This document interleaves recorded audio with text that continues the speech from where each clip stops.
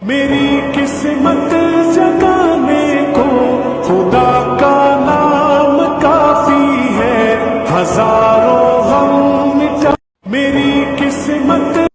ابن ماجہ کی روایت ہے، حضرت عبداللہ ابن عباس رضی اللہ تعالیٰ عنہما روایت کرتے ہیں، قال رسول اللہ صلی اللہ علیہ وسلم انی لاستغفر اللہ واتوب الیہ فی اليوم 100 مرہ۔ فرمایا حضور علیہ السلام نے کہ میں روزانہ اللہ رب العزت کی بارگاہ میں 100 مرتبہ توبہ اور استغفار کرتا ہوں۔ حضور علیہ السلام جیسی ہستی کہ جن کے بارے میں گناہ کا تصور بھی نہیں کیا جا سکتا، لیکن آپ علیہ السلام جو روزانہ 100 بار توبہ اور استغفار کر رہے ہیں، در حقیقت یہ امت کو سبق سکھانا ہے، امت کو بتلانا ہے، اور احادیث مبارکہ کے اندر بھی استغفار کے فضائل وارد ہوئے ہیں۔ فرمایا حضور اکرم صلی اللہ علیہ وسلم نے، مشکات شریف کی روایت ہے کہ من لزم الاستغفار، کہ جو بندہ استغفار پر ہمیشگی اختیار کرتا ہے، استغفار کو لازم پکڑ لیتا ہے، جعل اللہ لہ من کل ضیق مخرجا، اللہ ہر تنگی سے اس کے لیے راستہ نکال دیتے ہیں، ہر تنگی سے اللہ اس کو نکال دیتے ہیں۔ اور اگلا انعام استغفار کی برکت سے کیا ملتا ہے؟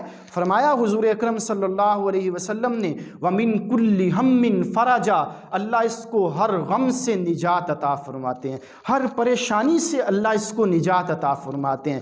تیسرا انعام جو حدیث پاک میں ذکر فرمایا، وَرَزَقَهُ مِنْ حَيْثُ لَا يَحْتَسِبُ، اللہ اس بندے کو وہاں سے رزق عطا فرماتے ہیں کہ بندے کی سوچ، وہم اور گمان بھی نہیں ہوتا۔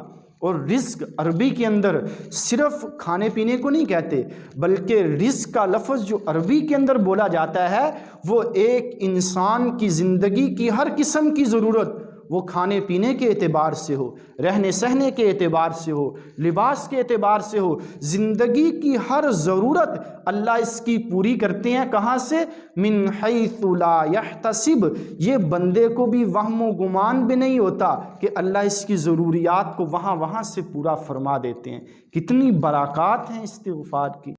اب اگلی بات یہ ذہن میں آتی ہے کہ استغفار کیسے کیا جائے، کیا طریقہ ہے استغفار کا؟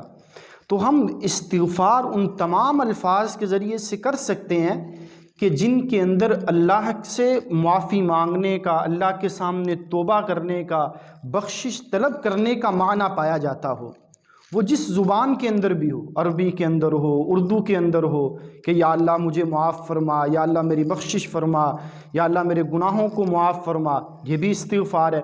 استغفر اللہ، یہ عربی کا لفظ ہے، یہ بھی استغفار ہے۔ اللہم اغفر لی، یہ بھی استغفار ہے۔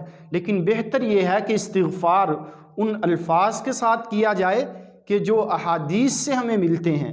ان میں بہترین ایک استغفار کا طریقہ حضور اکرم صلی اللہ علیہ وسلم نے ہمیں سکھلایا کہ استغفر اللہ الذی لا الہ الا ہو الحی القیوم واتوب الیہ، جو صبح و شام اس کا اہتمام کرے گا، سمندر کی جھاگ کے برابر بھی گناہ ہوں گے اللہ تعالیٰ معاف فرما دیں گے۔